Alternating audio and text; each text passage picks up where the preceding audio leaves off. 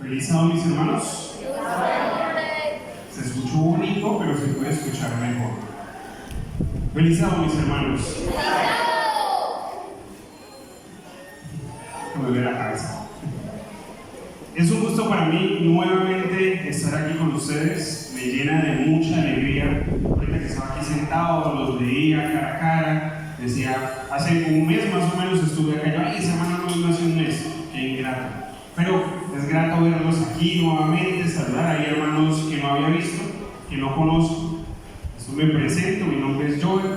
Tengo bastantes años y todos esos años he crecido por acá, por este barrio, en esta iglesia. Cuando esta iglesia no era esta iglesia, sino era otra iglesia, ahora está mucho más bonita. Cuando los que ahorita son papás eran niños, cuando los que son abuelos ahorita eran más jóvenes. Entonces es muy grato estar aquí, me llena de mucha emoción, de mucha alegría volverlos a ver. Les decía, ha pasado un año y estamos muy agradecidos por todo lo que Dios nos ha dado, pero también nos hemos hecho preguntas, como ¿por qué no pasó lo que yo quería que pasara? ¿Por qué pasó cosas que yo no había planeado? ¿Por qué al vecino le fue mejor que a mí? Puede ser una pregunta. ¿Por qué a mi compañero de la universidad, en mi caso, sacó mejores notas que yo? Sí, parece que yo soy más disciplinado, ¿cierto? Y un montón de preguntas más. ¿Por qué? ¿Por qué sucedieron esas cosas? Y vamos a ver a la luz de la Biblia un porqué que yo me hice. Y es de un milagro. ¿Por qué a esa persona se le hizo este milagro? Entonces, antes de abrir nuestra Biblia, vamos a inclinar nuevamente nuestro rostro y vamos a orar. Padre Celestial, gracias Señor porque nos permites estar en esta casa. Gracias Padre porque nos permites reunirnos nuevamente como hermanos. Ahora Señor que vamos a abrir las Sagradas Escrituras, que vamos a estudiar un poco de tu palabra, queremos pedir la unción y bendición del Espíritu Santo. En Cristo Jesús. Amén. Bueno, mis hermanos, yo espero que ustedes hayan traído su Biblia, traído cargado su celular, su iPad, su computadora, porque vamos a leer bastante. El primer texto que vamos a leer lo encontramos en el libro de Juan. Vamos a buscar ahí el libro de Juan, el capítulo 5. Ahí vamos a conseguir un milagro muy conocido. Libro de Juan, capítulo 5. ¿Ya lo encontramos? Dice el libro de Juan, capítulo 5, versículo 1. Vamos a leer aproximadamente hasta el versículo 9, donde estará el contexto de este capítulo. Después de esto, había una fiesta de los judíos y Jesús subió a Jerusalén. Ahí en Jerusalén, cerca de la puerta de las ovejas, un estanque llamado en hebreo, ¿cómo se llama el estanque? El cual tiene ¿cuántos pórticos? 5 pórticos. En estos yacía una multitud de enfermos. La Biblia describe los tipos de enfermos: ciegos, cojos, paralíticos, que esperaban el movimiento del agua. Versículo 4. Porque un ángel descendía de tiempo en tiempo al estanque y agitaba el agua. El que primero descendía al estanque después del movimiento del agua quedaba sano de cualquier enfermedad que tuviese. Este capítulo 4 es especial. ¿Por qué es especial este capítulo? Porque en los primeros libros que se encontraron de la Biblia en griego no existen. O sea, este capítulo 4 fue anexado, no sabemos hace cuánto, no sabemos con qué propósito, pero no existe. Entonces, si en algún momento se le tiene que preguntar a un pastor qué significa eso, no sabemos. Algún historiador haciendo alguna redacción de un papiro agregó este versículo, el versículo 4. Seguimos leyendo. Había allí un hombre que hacía ¿cuántos años? Estaba enfermo. Otra cosa interesante sobre este dato, y es que los enfermos en la época de Jesús o en esa época no vivían tanto. No era normal que una persona durara 38 años enferma, porque moría. Su condición de salud empeoraba muy rápido y fallecía. Recordemos que nuestra salud actual, aunque nosotros a veces nos quejamos, es mucho mejor que los tiempos de Jesús. Entonces, él era un caso atípico. Cuando Jesús lo vio acostado y supo que llevaba ya mucho tiempo, le dijo: ¿quieres ser sano? Y el enfermo le respondió: Señor, no tengo quien me meta al estanque. Cuando se agita el agua mientras yo voy, otros descienden antes que yo. Y Jesús le dijo: levántate, toma tu camilla y anda. Y al instante aquel hombre fue sanado y tomó su camilla y anduvo. Era sábado aquel día. ¿Cuántos hemos leído esa historia? Hemos escuchado temas de esta historia. Hemos escuchado reflexiones en matutinas. Y yo voy a hacer una pregunta junto con compañero, y era: ¿por qué Jesús sanó a ese hombre? ¿Por qué sanó Jesús a ese paralítico? ¿Por qué precisamente a él? La Biblia nos está diciendo que había muchos enfermos, había cojos, paralíticos, había demasiados enfermos. ¿Por qué sanar a ese hombre? ¿Por qué precisamente a él? Porque tenía muchos años con enfermedades. ¿Cuál es la enfermedad? Porque se le dificultaba llegar al pozo. ¿Quién da más? ¿Por qué creen ustedes eso? Si vamos al libro de Juan, yo quiero que ahora me acompañen, pero ya estamos en el libro de Juan, vamos ahora al capítulo 9, encontramos otra historia muy interesante. No pierdan Juan 5, vamos a Juan 9. Ahí vamos a encontrar la historia de quién, o de qué enfermedad tenía este hombre. De un ciego. Y ese ciego tenía una particularidad. Leemos en la Biblia, versículo 1. Al pasar Jesús vio un hombre ciego ¿de qué? De nacimiento. Y le preguntaron sus discípulos diciendo: Rabí, ¿quién pecó, este o sus padres, para que haya nacido ciego? Respondió Jesús: no es que pecó este ni sus padres, sino para que la obra de Dios se manifieste en él. Me es necesario hacer las obras del que me envió mientras dura el día. La noche viene cuando nadie puede trabajar. Mientras estoy en el mundo, luz soy al mundo. Y aquí encontramos otro enfermo que está enfermo de ceguera. ¿Desde qué edad? De nacimiento. Y hay una pregunta interesante ahí que hacen los discípulos. ¿Cuál es la pregunta? ¿Quién pecó? Entonces eso lo lleva a usted a razonar. En la Biblia se describen pecados que se describen enfermedades que se daban por pecado. O sea, habían enfermos que habían cometido pecados y se habían enfermado. Pues los discípulos dan a entender esto, ¿cierto? A Jesús se le pregunta: ¿quién pecó, él o sus padres? Y Jesús le dice: no, ni él ni sus padres, solo la gloria de Dios se va a manifestar. Y entonces nosotros seguíamos pensando con mi compañero: ¿y si este hombre paralítico era enfermo por culpa de un pecado? ¿Y si era un ladrón, un cobrador de impuestos, una persona mala, que había quedado paralítico, que lo habían golpeado y había quedado en condición de discapacidad? De pronto había otro que era ciego de nacimiento, cojo de nacimiento, que había perdido un bracito, que tenía esposa e hijos y estaba ahí en el estanque de Bethesda. ¿Saben? La hermana Elena G. de White, en el Deseo de todas las gentes, capítulo 21, habla sobre este milagro y les voy a leer textualmente lo que ella dice. Capítulo 21, por si alguien quiere después leerlo en su casa, es una historia muy linda. Y hay en Jerusalén, a la puerta del ganado, un estanque, si ya lo habíamos leído, que en hebraico es llamado Bethesda, el cual tiene 5 pórticos. En estos yacía una multitud de enfermos, repitiendo con lo que está en la Biblia: ciegos, cojos, secos, que estaban esperando el movimiento del agua.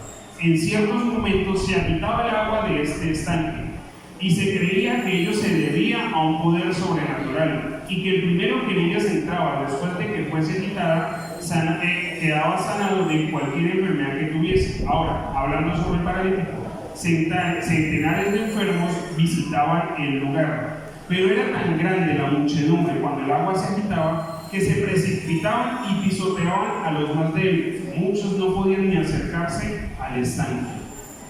Yo no sé si ustedes habían leído ya este capítulo, pero Elena G. igual nos cuenta una realidad aún mucho más dura. Primero, ese lugar estaba repleto de enfermos. No eran 2 o 3, eran muchos. Y habían tantos que cuando esas aguas se movían, iban todos a meterse y personas perdían la vida en ese lugar, porque les pasaban por encima, eran pisoteados y perdían la vida. Entonces era algo deprimente. Ese lugar era algo deprimente. Otros, habiendo llegado, no lograban alcanzarlo. Dice ella, morían a las orillas del estanque. Se habían luchado todo su vida por llegar y cuando justo estaban, morían. Se había levantado refugios en ese lugar a fin de que los enfermos estuvieran protegidos del calor y del frío de la noche. Había mucha gente. Algunos pernoctaban en esos pórticos. Pernoctaban. ¿Qué es pernoctar? Dormir. ¿Dormir? Es más bien como acampar. Pernoctar es una palabra interesante, lo había leído muy rápido y hoy voy pasando, era pernoctar. Es acampar, acampaban en ese lugar. A la orilla del estanque, día tras día, en una vana esperanza de difícil que era ese lugar. Seguimos leyendo en el capítulo 21 de Reserva a las Gentes. Pero El Salvador vio un caso de miseria suprema, y esto es interesante. Entre tantos enfermos había uno más enfermo que los demás. Miseria suprema lo describe en el acto igual. Era el hombre de quien había estado imposibilitado durante 38 años. Su enfermedad era gran parte, vamos a escuchar esta parte, su enfermedad era gran parte resultado de su propio pecado. A mí me llamó mucho la atención eso. Ella no describe cuál era el pecado, pero en gran parte su enfermedad era resultado del pecado. Entonces yo hacía un análisis sencillo con mi compañero. Yo decía, ¿qué edad tenía ese hombre cuando cometió ese pecado? O iba cometiendo esos pecados hasta que le llegó la consecuencia de sus acciones y quedó enfermo, quedó paralítico por 38 años. Puede ser que a los 15 años cometió un error, de pronto fue, se metió en una casa con la mujer que no debía y lo lastimaron y quedó enfermo por 38 años. Tenía 38 años de enfermedad. ¿Cuántos años de vida? No sabemos.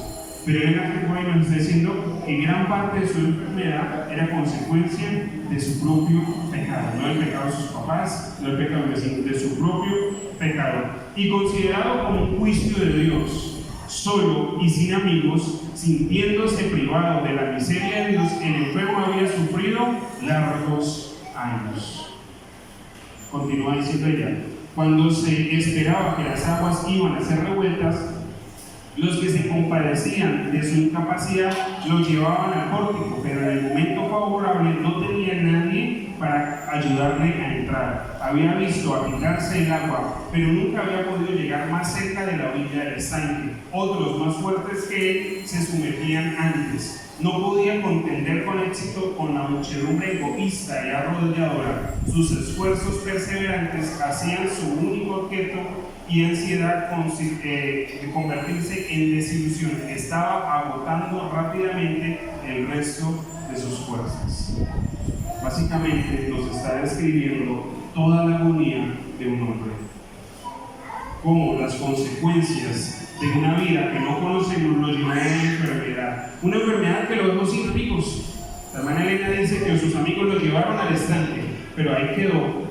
Era por sus propias fuerzas que tenía que entrar ahí y luchó varias veces, quiso llegar ahí, vio morir a muchas personas llegando al estanque, muchos pasaron por encima de él hasta que ya perdió toda esperanza. La Biblia nos dice en el libro de Juan, capítulo 5, que Jesús lo vio desesperado. Pero entonces vuelvo otra vez al punto central.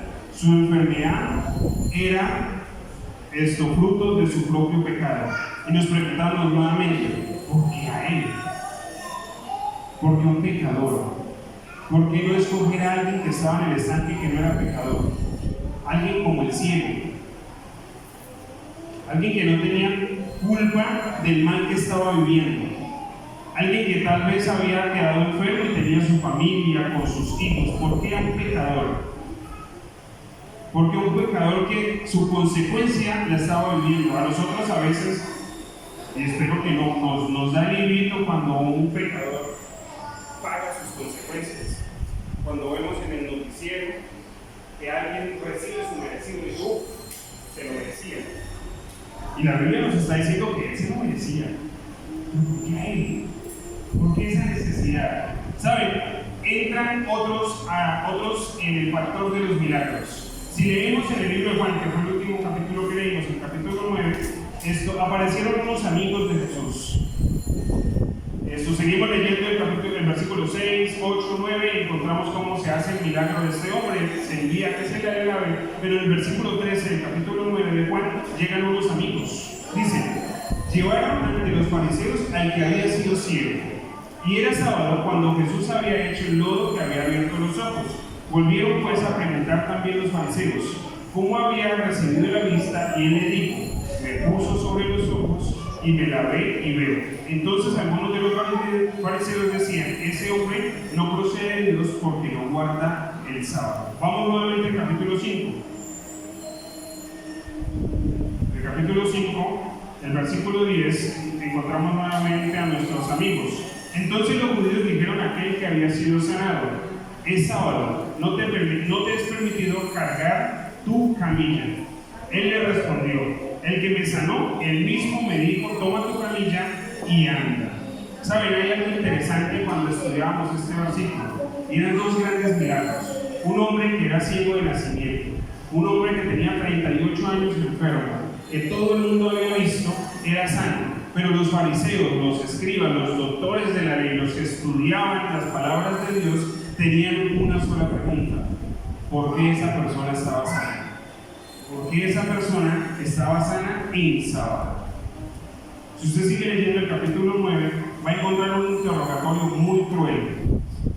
Y es un interrogatorio hacia los padres del que estaba ciego. Usted lee en la Biblia que los fariseos fueron y le preguntaron al padre: ¿ese que está ciego, bueno, que estaba ciego, es su hijo? Y los padres dicen: sí. ¿Por qué ven? O sea que ustedes nos dijeron mentiras. ¿Saben? La Biblia nos dice, el comentario bíblico nos dice que los padres del ciego no querían responder porque tenían miedo de que los fariseos les quitaran la vida, ya que era un gran pecado, según ellos, esto lo que se había hecho con ese hombre. Estos hombres tenían tanto miedo que le dijeron a los fariseos: pues sí, ese es mi hijo, vaya, pregúntenle a él. Y los fariseos van y buscan nuevamente al ciego y le dicen: ¿usted antes era ciego? ¿Usted quién lo salvó? ¿Por qué se lavó su cara en sábado? Y el ciego lo único que dice, porque era ciego, lo único que dice es: yo lo único que sé, hablando sobre Jesús y lo conoció, no es que yo antes era ciego y ahora veo. Había algo súper interesante que analizábamos después de preguntarnos el por qué se había sanado a esa persona, y era la actitud de los fariseos. Y era esa posición tan terrible que ellos tomaban hacia los milagros de Jesús. Esto a veces nos parece injusto que algunos pecadores reciban gracia que nosotros creemos merecer, pero en la Biblia, en diferentes versículos, nos dice que al que más se le ha perdonado, más gracia da. Vamos a buscar rápidamente el libro de Mateo, capítulo 7.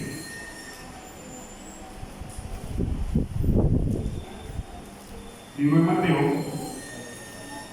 capítulo 7, versículos 1 al 6.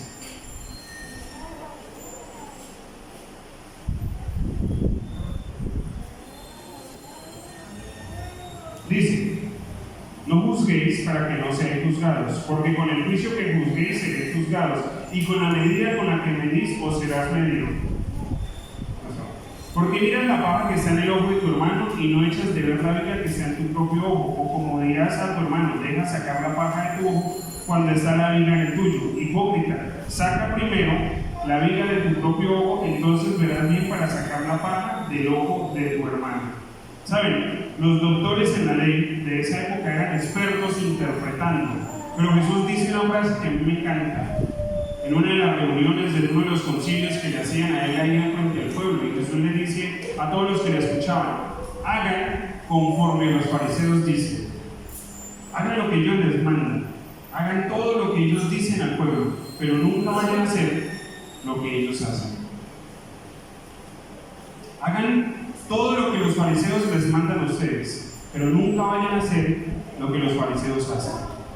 Una de las razones por la que la vida cristiana en el tiempo de Jesús tenía tanto sufrimiento en cuestión de interpretación y tantas leyes raras era porque en ese momento ya no había profetas. Los profetas habían muerto hace mucho tiempo atrás, y los fariseos, en el afán de tener una relación con Dios, se sumergieron en las leyes y en el cumplimiento de ellas de manera extrema, estricta. Colocaron el sábado especialmente como una carga. Si usted daba ciertos pasos el sábado, usted iba contando los pasos, y si cumplía con su meta de pasos, usted quedaba ya en el centro del Rosario, le tocaba quedarse sentado ahí hasta que acabase el sábado, porque usted ya no podía caminar más. No se podía limpiar las manos, no se podía limpiar la cara, porque no podían cargar nada en sus bolsillos. Entonces en sus trajes tenían un pañuelo para poderse limpiar con el traje. Era una carga horrible, una carga que no les permitía ver los grandes milagros que se habían hecho. Volviendo al paralítico de Betesda, una de las razones que también nos llama la atención es que, habiendo tantos enfermos, Jesús solo sanó a uno. Jesús pudo haber sanado a muchos enfermos, pudo haber sanado a todos los enfermos. La hermana Elena de Guay, y la Biblia nos dice que por donde Jesús pasaba, por las ciudades que Jesús pasaba, no se escuchaba ni un solo lamento. Pero justo ese día muchas personas quedaron enfermas. ¿Por qué no pudo Jesús sanarlos a todos? Porque era sábado y porque los fariseos no se lo iban a permitir. Vemos también una actitud desafiante de Jesús, ¿cierto? Algo que no estaba permitido, le encantaba. Si usted mira la mitad de los milagros de Jesús, eran de sábado. El paralítico, el ciego, una mujer que estaba enferma, uno que tenía el brazo seco, todos en sábado. Le encantaba llevarla al contrario. Pero entonces yo me fijaba nuevamente en los fariseos y estos hombres doctos de la ley, que la conocían al derecho y al revés. Un niño judío a la edad de 11 años ya conocía los libros de Moisés, se los sabía de memoria a los 11 años. A los 11 años lo llevaban donde el sumo sacerdote, donde el fariseo mayor, y le preguntaban, le hacían preguntas sobre los libros, y si veían que era bueno manejando esos libros, le decían, ok, vamos a estudiar en la escuela de los profetas, para que usted se convierta ahora en un doctor de la ley. Y si no era muy bueno, le decían, bueno, vaya a la profesión de su padre, vaya, sea carpintero, sea lechero, sea carnicero, vaya, haga lo que su papá hacía. Y eso era algo súper interesante. ¿Cómo personas tan sabias llegaron a ser tan ciegos con los milagros que Jesús hacía? Entonces volvíamos otra vez con mi amigo con la pregunta ¿por qué?, ¿cierto? Y entonces ya no era por qué a él, sino por qué soy ese. Porque yo soy el que se está cuestionando lo que Jesús hace. Porque soy yo el que ahora necesita ser transformado. Porque soy yo ahora el que no entiende cuáles son los planes que tiene Jesús para la vida de cada uno de nosotros. El libro de Mateo nos decía, deje de estar mirando a los demás y analice su vida. Hay una historia también en la Biblia, un hecho que pasa entre Pedro y Juan. Y iba caminando un día Jesús con sus discípulos y Jesús le dice a Pedro, Pedro, esto vas a morir. En algún momento tú vas a morir. Y Pedro le dice, ok, está bien. ¿Y Juan? ¿Juan va a morir? Y entonces Jesús le dice a Pedro, a usted no le importa lo que va a pasar con Juan. Y entonces yo le dije a los evangélicos, sí, pero si soy, entre más me acerco a la Biblia, me doy cuenta que soy como Pedro, que soy como los fariseos, que solo ahí viendo lo que se hace con los demás, pero con mi vida no hay una verdadera transformación. Y vean que los fariseos no eran malos cristianos, conocían la Biblia, la leían, daban ofrendas, daban diezmos, ayudaban, hacían todo lo que a nosotros se nos pide que hagamos. Pero cuando Jesús obraba un milagro a los demás, se enojaban. Y andamos por ahí por la vida preguntando qué pasará con los demás. Hubo un hombre que se preguntó lo mismo. Hubo un hombre conforme al corazón de Dios, que hizo lo bueno siempre para Dios. Él hacía lo mejor para Dios. Liberó al pueblo, lo ayudó, reunió ofrendas para construir un templo a Jehová. Trató de hacer lo mejor.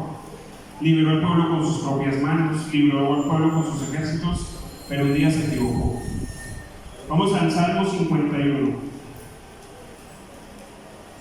Vamos a buscar el Salmo 51. Si usted lee el Salmo 51 o el encabezado de ese Salmo, va a encontrar que eso se escribe justo después de un evento importante para la vida de este hombre.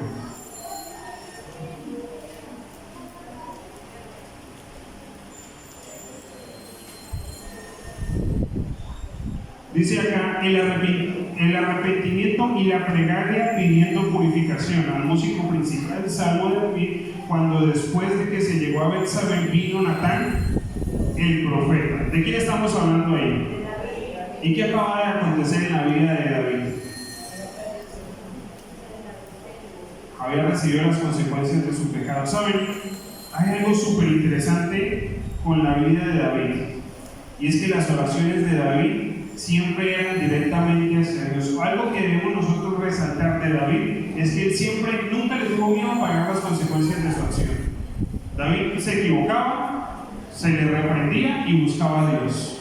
Y una vez, o el profeta le dice a David, bueno, David, hay dos opciones.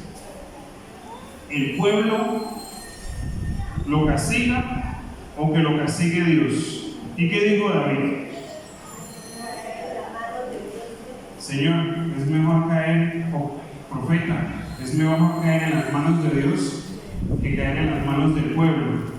Y si vamos a ver a los fariseos, era mejor caer 100 veces en las manos de Dios que caer en las manos de un pueblo que es esto, pecado. Vamos a leer desde el versículo 1 cómo empieza la oración de David. Ten piedad de mi Dios, conforme a tu misericordia. Conforme a la multitud de tus piedades, borra mis rebeliones. Lávame más de mi maldad y límpiame de mi pecado. Versículo 1. Ten piedad de mi Dios, conforme a tu misericordia. Conforme a quien nosotros debemos pedir piedad. A la misericordia de Dios. ¿Saben? Aunque para mí, para mi amigo, el paralítico de Bethesda no merecía el perdón, no merecía ser sano ese día, habían otros que sí lo merecían. Jesús sabía muy bien que él era el que lo necesitaba. Jesús sabía muy bien que entre tantos enfermos, pecadores o no pecadores, ese pecador era el que necesitaba ese día un encuentro personal con Dios. Y David lo está refiriendo aquí otra vez: ten piedad de mí, conforme a tu misericordia. Lávame más y más de mi maldad y límpiame de mi pecado. En nosotros hay maldad. Por más de que nos esforcemos, por más de que nosotros queramos ser buenos, por más de que nos acerquemos a la Biblia todos los días, en nosotros hay maldad. Y David lo conocía muy bien y le pedía a Dios en ese momento que lo lavara cada día más y más. Versículo 3: porque yo reconozco mis rebeliones y mi pecado está siempre delante de mí. Yo conozco mis rebeliones y mis pecados. David dice: yo sé quién soy, Señor. Yo sé que tengo. Nosotros lo estudiábamos hace 2 años atrás, si no estoy mal, en una de las lecciones de los Salmos de David, o de los Salmos, sobre cobrar venganza. Y hay un salmo por ahí que escribió David que dice: Señor, yo tengo un ejército poderoso para cobrar venganza. Yo puedo ir a esa nación y reclamar por la injusticia que me han hecho, pero no quiero. Ve tú y cobra venganza. Y lo está diciendo nuevamente ahí: yo conozco mis rebeliones y mi pecado siempre está delante de mí. Contra ti solo he pecado. He hecho lo malo delante de tus ojos, para que sea reconocido justo en tu palabra y tenido por puro en tu juicio.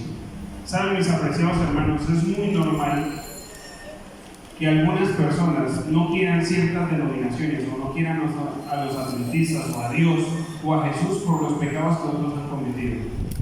Yo sé que lo hemos escuchado: uy, eso que es cristiano, uy, eso que es tal cosa, menos mal tal cosa.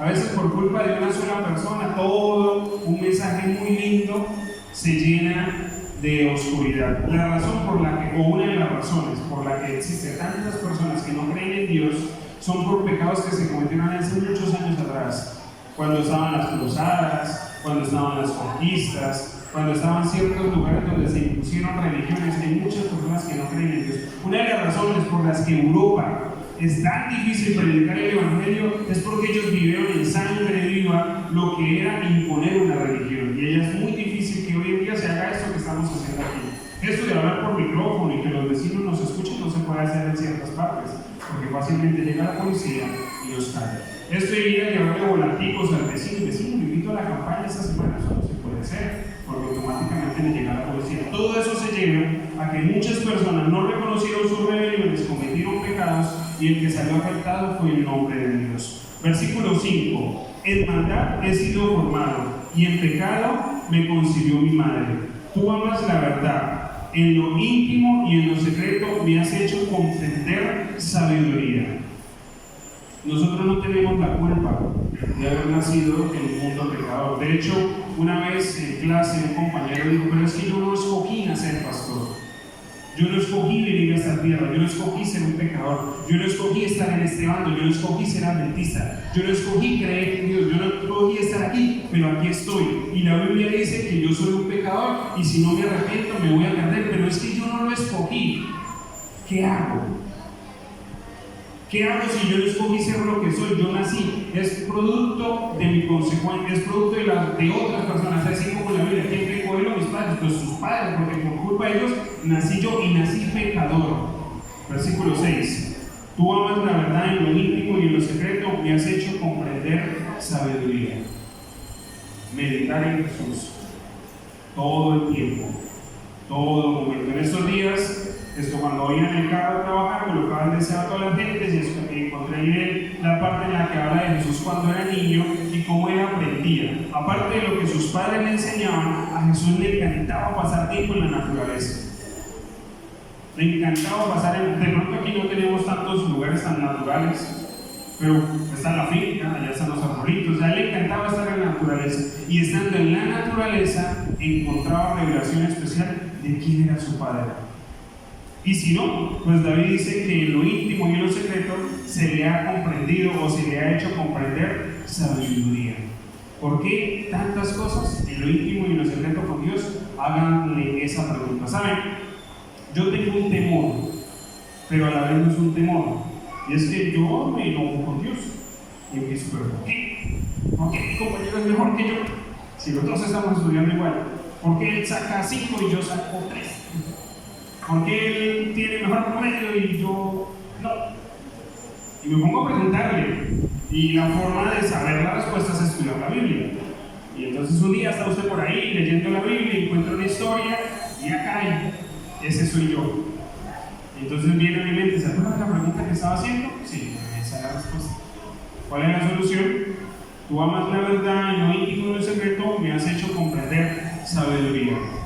Acercarme más a Dios. Sigue diciendo el salmista: purifícame con hisopo y seré limpio, lávame y seré más blanco que la nieve. Y hay algo interesante aquí, una palabra interesante, y es hisopo. Los que tienen bebé, Wendy, que es, sí, Wendy, que es la mamá más con el bebé más pequeño en este momento, o hay otro. Ay, Lady, su bebé se hizo popó.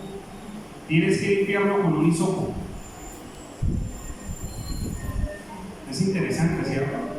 Limpiar algo con una hermana, tiene que hacerle aseo a la casa. Hay que ver amor por tu iglesia. Vamos a venir mañana a hacerle aseo a la iglesia y todos vamos a limpiar el fuerte pregón con hisopos. ¿Cuánto nos vamos a demorar? Se nos acaba el otro año y todavía no hemos salido de aquí. Pero David quería que Dios lo limpiara con lo más pequeño que él conocía y que lo dejara como limpio. Seré más blanco que la nieve. Yo no conozco la nieve, pero debe ser muy blanca para que David haga referencia a ella. Versículo 8: hazme oír gozo y alegría, y se recrearán los huesos que has abatido. Esconde tu rostro de mis pecados y borra todas mis maldades. ¿Saben? Y llega el versículo más bonito que hay en toda la Biblia. Lo vamos a leer aquí juntos, versículo 10, a la voz de 3 lo vamos a leer. Ahí está en pantalla por si usted no trae su Biblia, hermano. Lo voy a leer de ahí. 1, 2 y 3.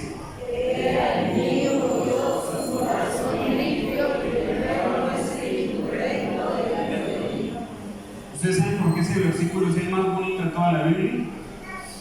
¿No? ¿No tienen alguna idea? ¿Saben? Ese versículo es el más lindo de toda la Biblia porque hay una palabra en hebreo. Bueno, hay varias, todo el versículo está en hebreo, claro está, solo que nosotros lo estamos leyendo en español. Pero esa palabra, crea, en hebreo tiene una connotación muy importante. La palabra en hebreo es barak, ¿sí? Crea es barak en hebreo. Y barak es una palabra que solo se usó cuando Dios creaba la tierra. Esa palabra solo la ha usado, o solo se usa, o solo la tiene Dios. Dios es el único que puede crear.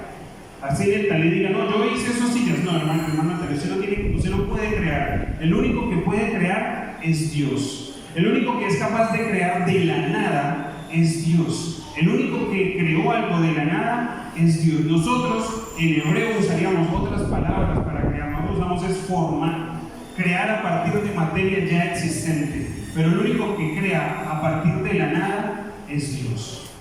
Y David, conociendo esto, está usando ese término que solo puede usar Dios. Crea en mí, oh Dios, un corazón limpio.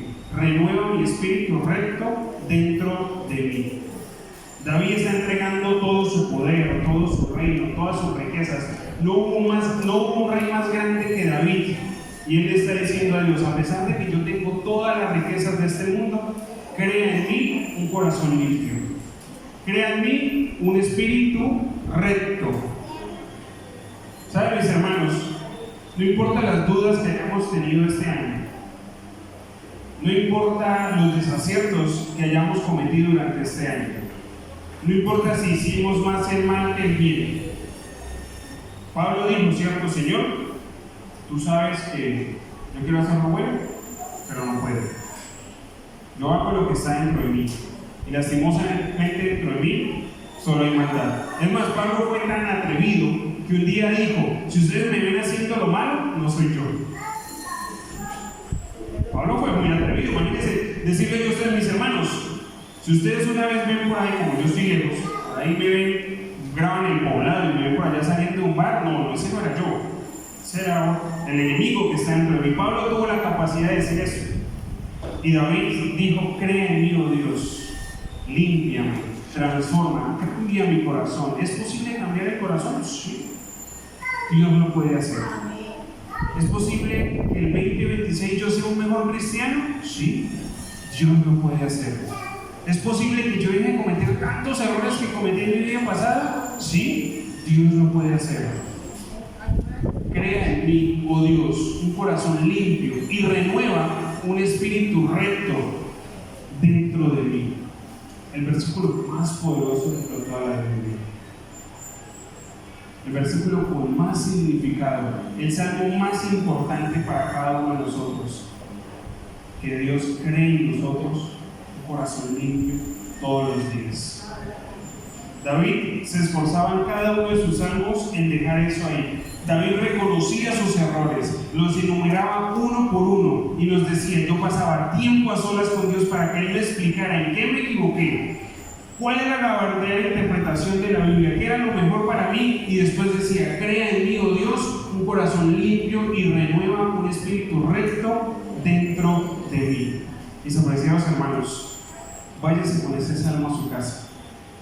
Váyase con ese salmo anotado ahí, subrayelo, márquelo, imprímalo, péguelo en la pared. Diría un amigo, tatúese en el brazo, pero téngalo ahí presente de que Dios nos puede cambiar. Dios puede hacer grandes cosas. Lo hizo con un pecador que para nuestros ojos, o para los ojos de los judíos, no merecía perdón, era consecuencia de sus actos. Para nosotros puede crear un corazón nuevo en cada uno de nosotros, y que este 2026, que todavía empieza la otra semana, empiece de la mejor manera, pero que empiece ahora, convencidos de que Dios actuará en nosotros un nuevo ser. Coloquémonos en pie y vamos a orar.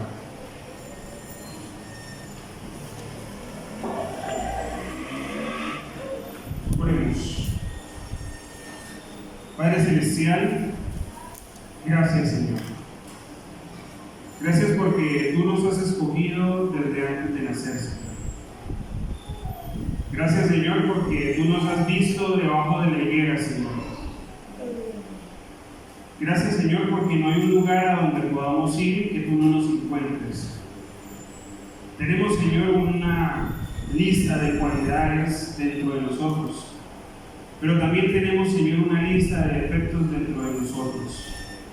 Hoy colocamos ante ti, ante tus pies, esas dos cosas, Señor, nuestra vida entera. Y que así como David un día en sus aposentos hizo esta oración, la hacemos hoy aquí, Señor. Crea en nosotros un corazón nuevo, una vida recta, Señor, límpianos de toda maldad. Reconocemos que el bien que queremos hacer no hacemos, Señor, pero ante ti tendremos la victoria. Permítenos que a partir de este momento sintamos esa presencia en nuestras vidas, Señor, y poder ser una luz para las demás personas. Bendice a cada uno de los hermanos del Cuarto Pregón, a los que verán este video, Señor. Bendice a cada uno de los que estamos aquí y ayúdanos a cada día a ser mejores. En Cristo Jesús. Amén.